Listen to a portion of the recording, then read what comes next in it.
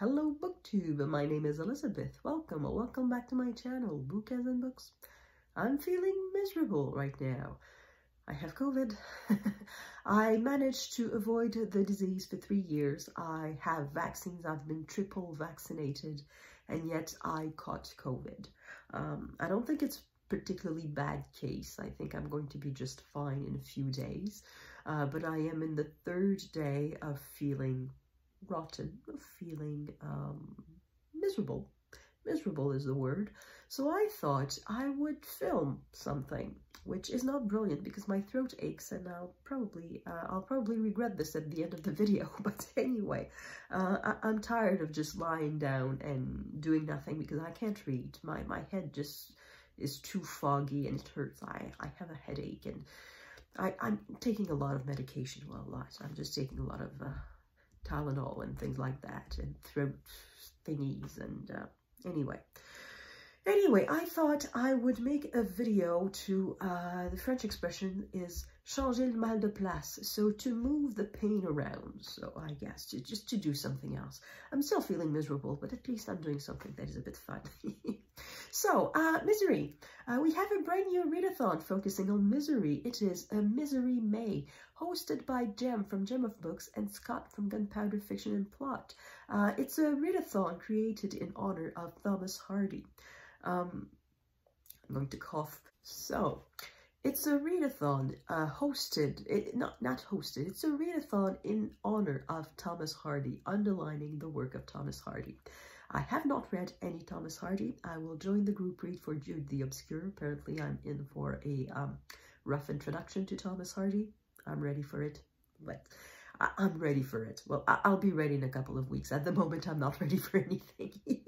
But anyway, to launch their readathon, Jem and Scott asked a bunch of booktubers to present a miserable book that they loved and that they recommend.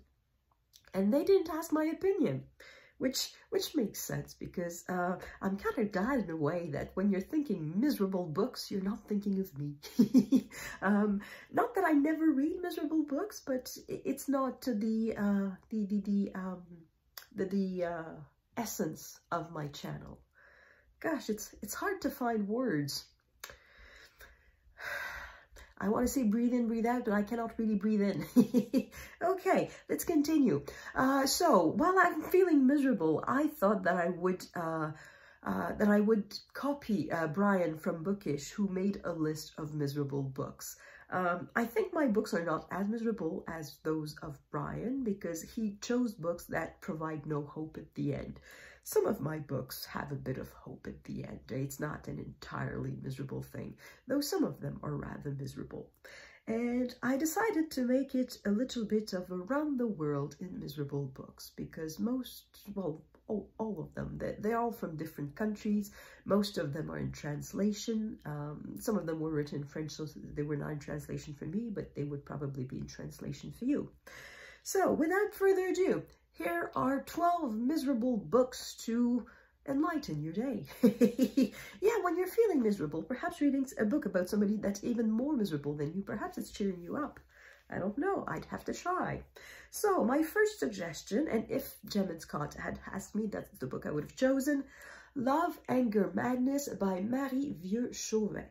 So the author's from Haiti, and this book is about Haiti. It's a triptych. It comes to the three chapters, parts, books come together. So it's a single volume, but it's 3 different stories. And in there you have all the horrors that come with a dictatorship.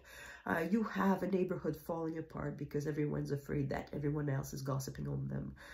You have tensions in families. You have people being dispossessed of their homes, of their money. You have people being randomly arrested. You have assault, sexual assault. You have people descending into madness. You have everything to make you miserable is in that book. The next book, the author is from South America, but it is also set in the Caribbean. This is Vargas Llosa. He's from Peru, and The Feast of the Goat is about a failed attempt at a coup against the dictator Trujillo of the Dominican Republic. And this is the aftermath. It's how the participants in the coup were arrested and tortured. It's grim, extremely grim. It's the type of scene that you read it and you remember it for the rest of your life. You have to have a very strong stomach to read this one. The torture scenes are horrible. And the thing is, they may be true. I don't know. But if an author can think of them, then it's guaranteed that a police force can think of them too. And they may have happened. It's horrible, horrible, horrible. Next, we are crossing the Atlantic. We are going to Africa. So this is Murambi, the Book of Bones by Boubacar, Boris, Diop. This is about genocide. Scott, in his introduction, said, if you like books about genocide, dog dyings, and I think he said something else, I forgot. So this fits the bill. This is about genocide. It's about the genocide in Rwanda. The author, Diop, is from Senegal. It is, I believe, 10 or 15 years after the genocide.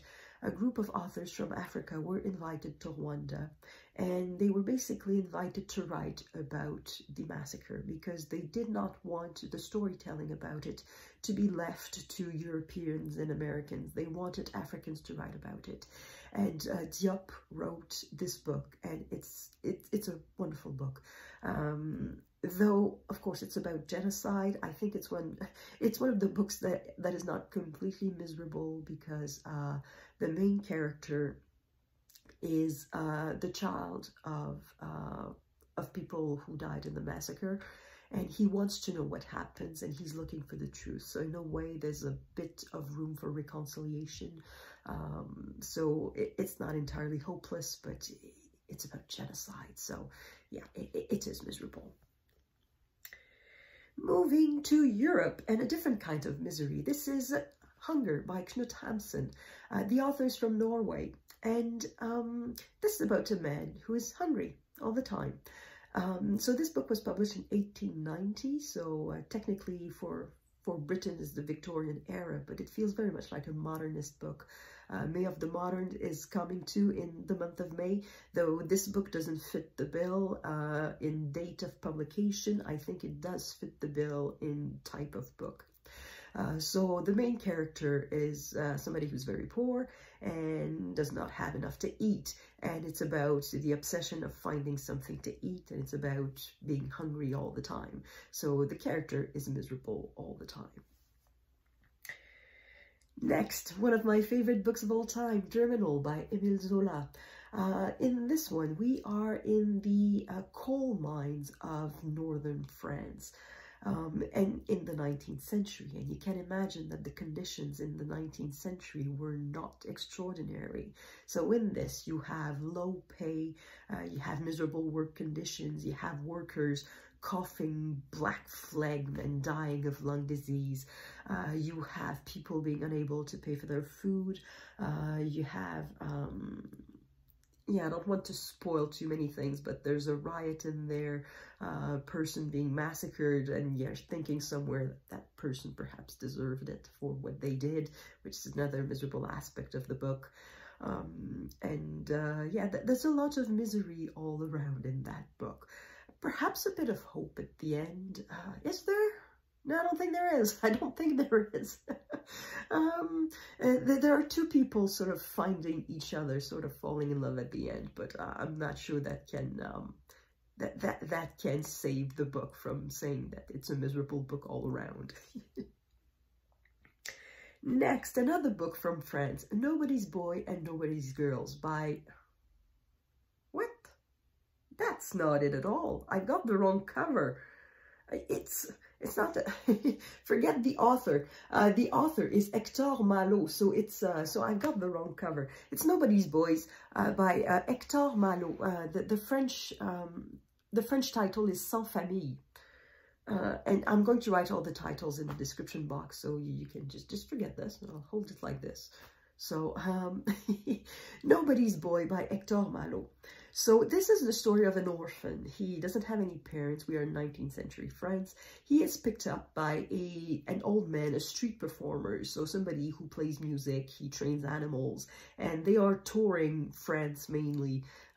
Perhaps, I don't remember if they go outside of France, perhaps in Switzerland or Belgium, but I don't think so. I think they stay in France. And they go from village to village and performing at marketplaces and trying to earn a living like this, sleeping outside, always walking. The old man is rather rough with the kid. It's not easy to see.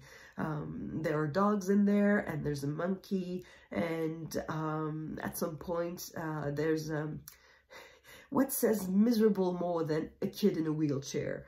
So it's a bit flippant, but in the book, that's what it is. It's a melodrama, really. And at the end of the book, not everybody survives. I cried so much when I read that book. It's miserable. And you know what the best thing is? It's largely considered a kid's book.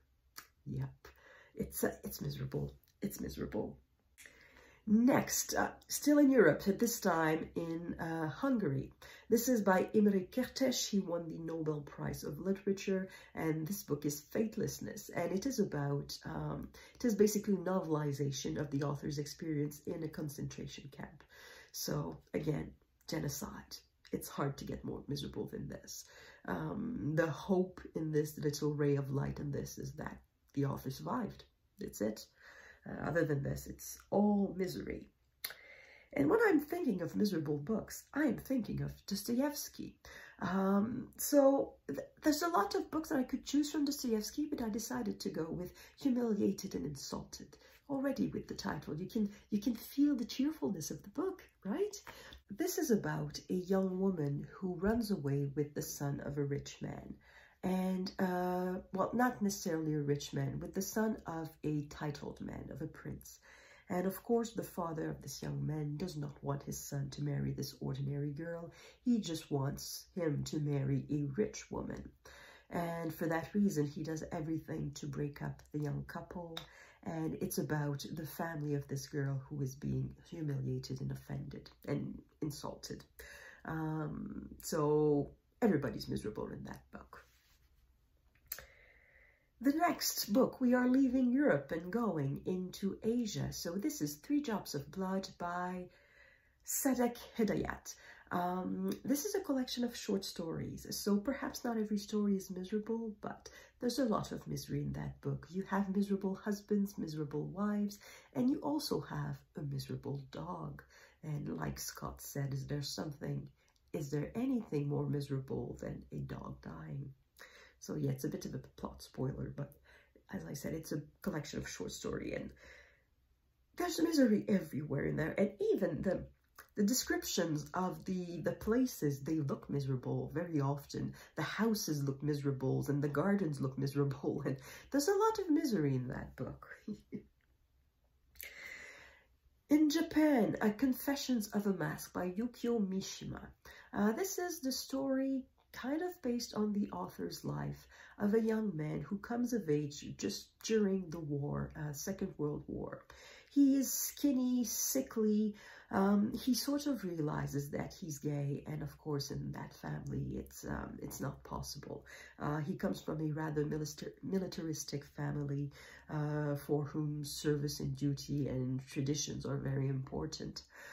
So this boy feels always,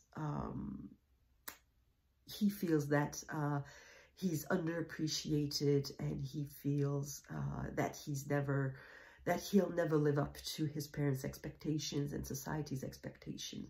And the idea of the title is that he has to put on a mask to live in that society. And in the book, it's his confessions, we see how miserable he is under this mask.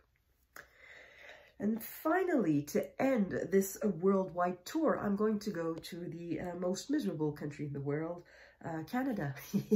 I don't know if it's the most miserable country in the world, but we have our share of miserable literature. So this is Hysteric by Nelly Arcan. The author herself committed suicide, and the book is somewhat autobiographical. It's autofiction in some sort of way. So this book is a long letter that the narrator writes to an ex-boyfriend.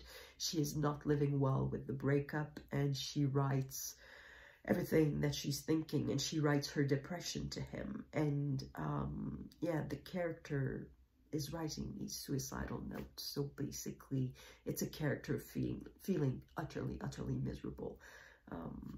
So yeah, misery. And the other side of Canadian literature. So of course, this is a translation, Nelly Arcan. It was written in French, and this one is written in English. This is Island by Alistair McLeod. This is a different type of misery.